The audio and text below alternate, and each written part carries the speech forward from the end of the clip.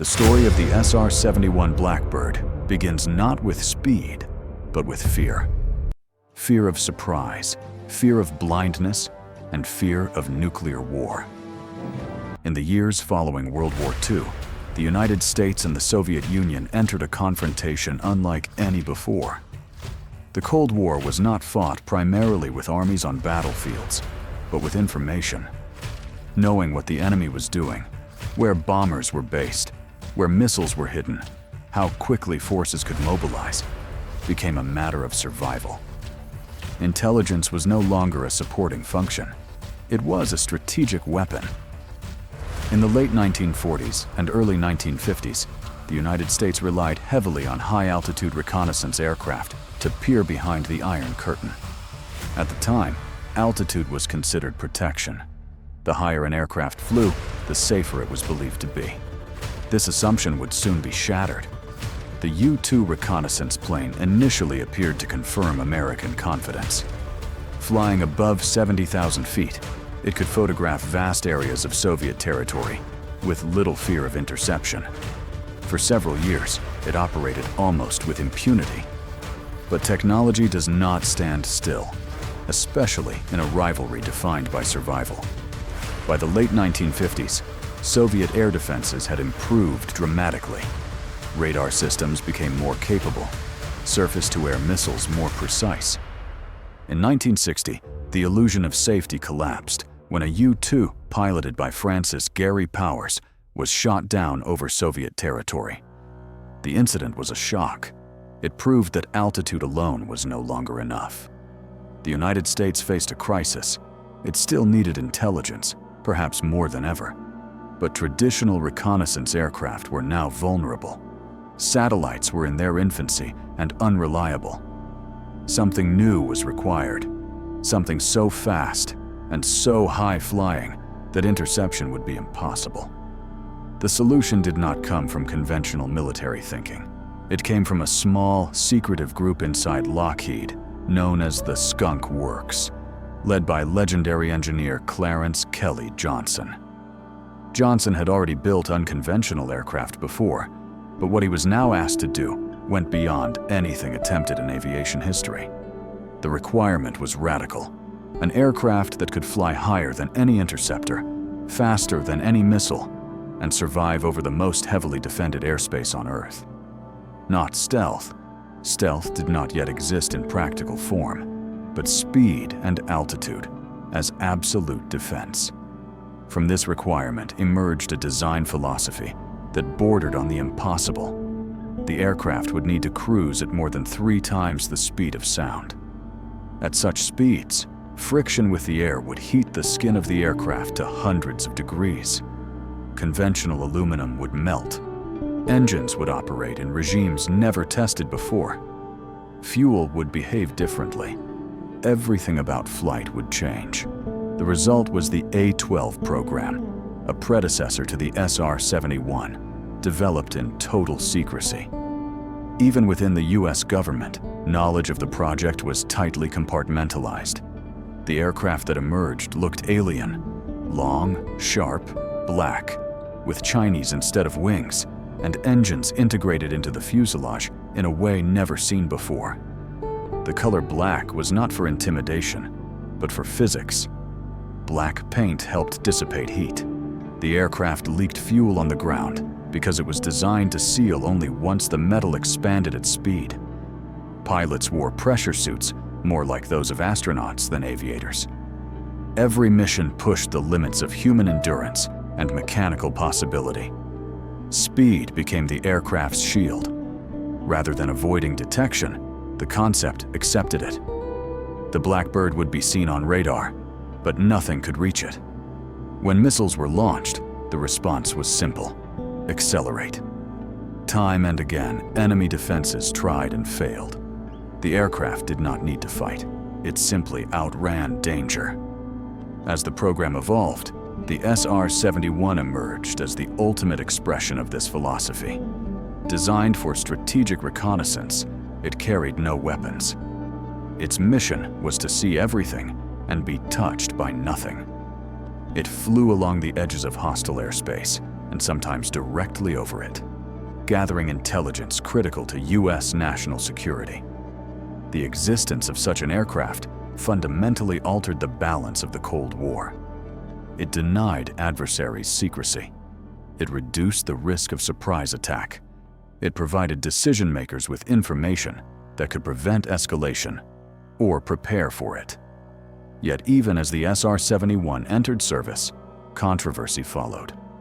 The aircraft was extraordinarily expensive.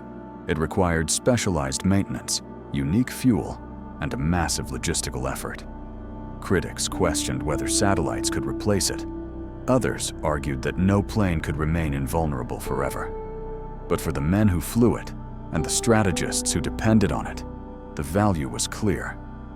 The SR-71 was not just an airplane, it was a statement that the United States would never be blind again. And in a world balanced on the edge of nuclear annihilation, that statement mattered more than firepower. The Cold War was about patience, pressure, and perception. And no aircraft embodied those qualities more perfectly than the Blackbird. The fastest jet ever built was not created to win battles. It was created to make sure they never started. That mission would define everything that followed.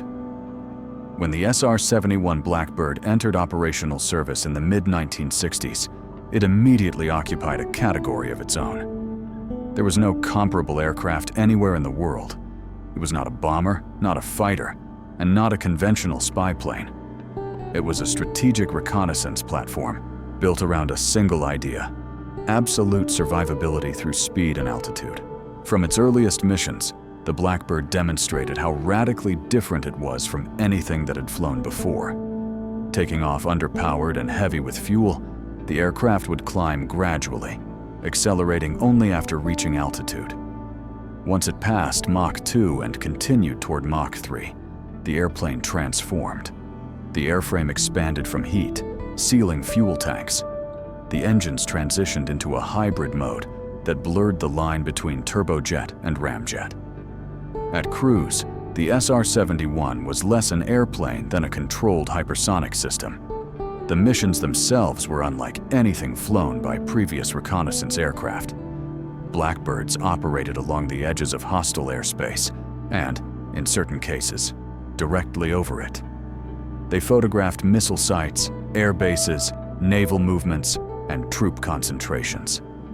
The intelligence gathered was not tactical, it was strategic, shaping national-level decisions in Washington. One of the most remarkable aspects of SR-71 operations was how openly it accepted detection. The aircraft was never truly invisible. Enemy radar operators could see it clearly. What they could not do was stop it. Surface-to-air missiles were launched repeatedly at SR-71s throughout their operational life. Soviet-built systems tracked the aircraft, calculated firing solutions, and sent missiles climbing toward it. Each time, the outcome was the same. The Blackbird accelerated. Missiles lost energy, guidance failed, and the aircraft escaped untouched. This was not theoretical. Crews routinely received missile launch warnings. Procedures were calm and practiced. There was no evasive maneuvering in the traditional sense. The response was simple: push the throttles forward and let physics do the work. No SR-71 was ever shot down by enemy action. The psychological effect of this capability was immense. For adversaries, it was deeply frustrating. They knew the aircraft was there, they knew it was collecting information, and they knew there was nothing they could do about it. For American planners, this reliability was priceless. It meant intelligence could be gathered without escalation. The SR-71 could observe without provoking a shooting war. Flying the Blackbird, however, was anything but easy. The cockpit environment was closer to spaceflight than traditional aviation. Crews wore full pressure suits, complete with helmets and oxygen systems. At operational altitude, a loss of pressurization would be fatal within seconds. Missions were long, physically demanding, and mentally intense. Navigation, sensor operation, and aircraft control required absolute precision. Each mission involved a pilot and a reconnaissance systems officer working in perfect coordination. The pilot managed the aircraft at extreme speeds and temperatures.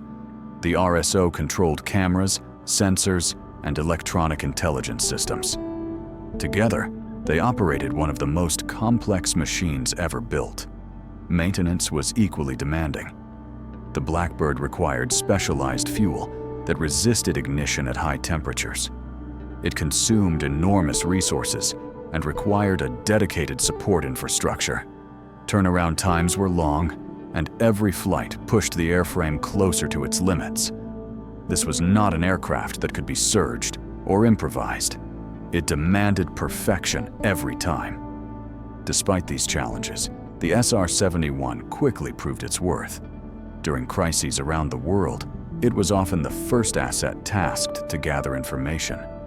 It flew missions related to conflicts in the Middle East, Asia, and Eastern Europe. In moments of heightened tension, it provided clarity when rumors and uncertainty threatened escalation.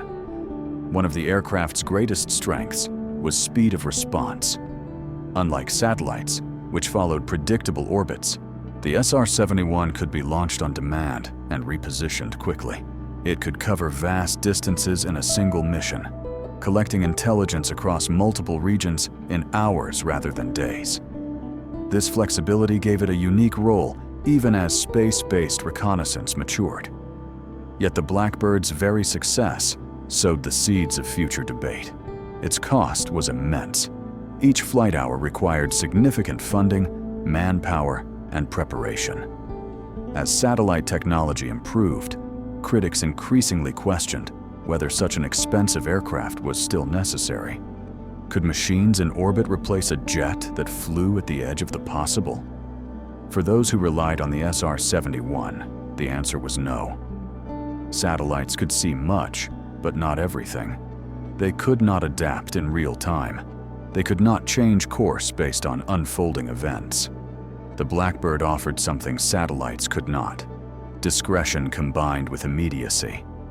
By the late 1970s and early 1980s, the SR-71 had become a silent constant of the Cold War.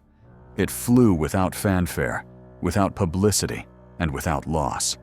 Its existence reduced uncertainty, limited surprises, and provided a steady stream of intelligence that shaped global strategy. But the world was changing.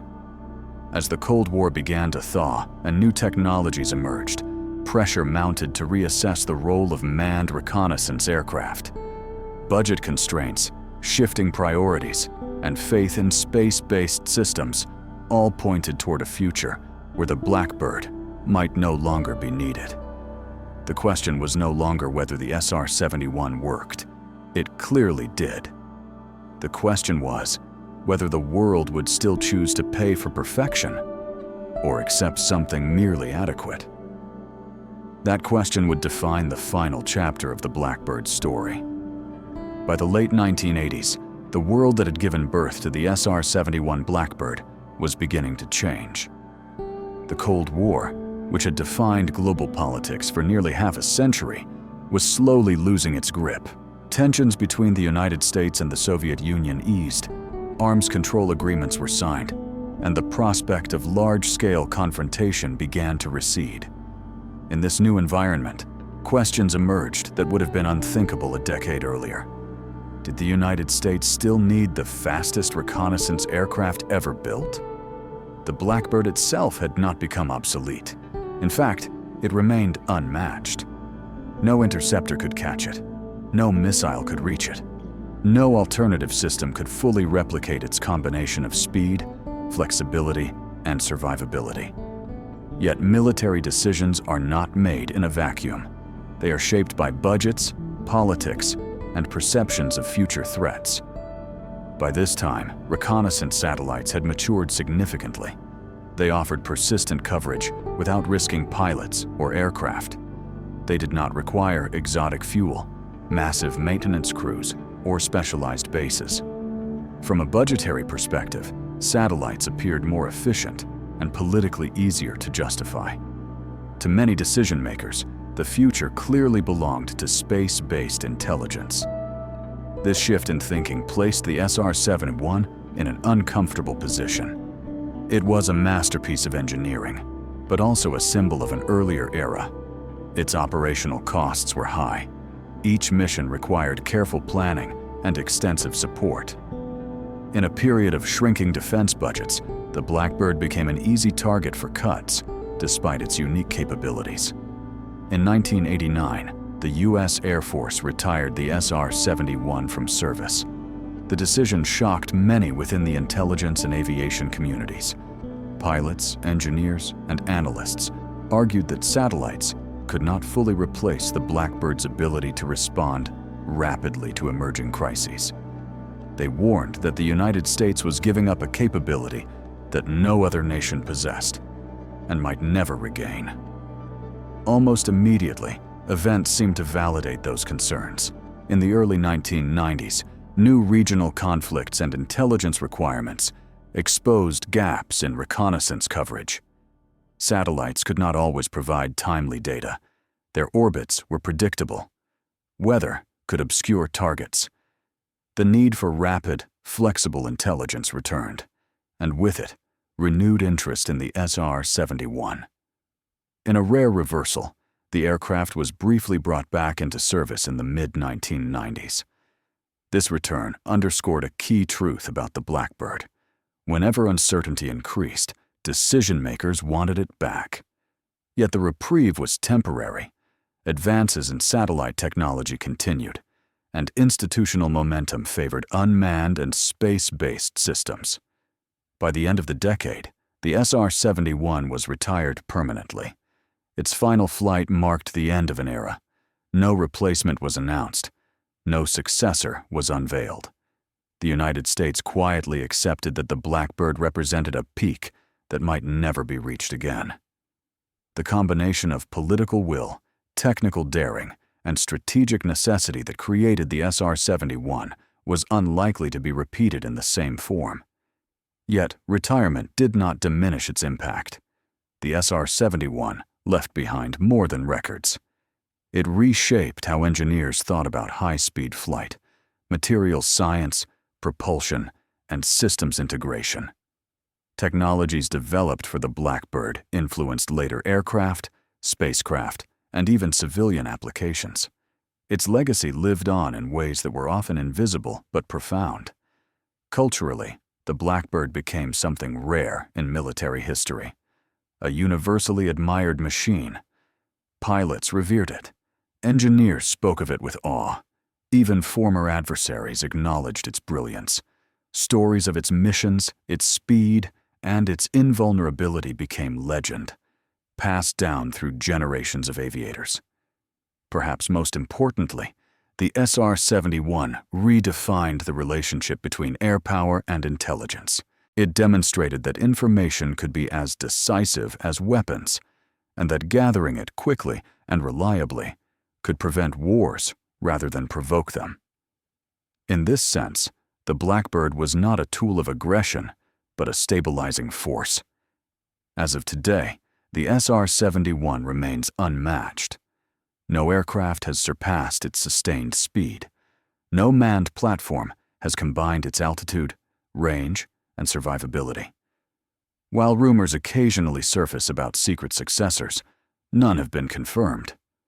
The Blackbird still holds its records, not because no one has tried to break them, but because doing so would require a leap as bold as the one made during the Cold War. Looking back, the story of the SR-71 is ultimately a story about limits and the decision to ignore them. It was built at a time when fear and necessity pushed innovation to extremes. Engineers were allowed to fail, to experiment, and to pursue solutions that seemed impossible. The result was an aircraft that did not merely outperform its enemies, but outran history itself. The Blackbird never dropped a bomb. It never fired a shot in anger. And yet it played a crucial role in maintaining global stability during one of the most dangerous periods in human history. It gave leaders knowledge when ignorance could have led to catastrophe. That is why the SR-71 Blackbird endures, not just as the fastest jet ever built, but as a reminder of what is possible when strategy, science, and courage align.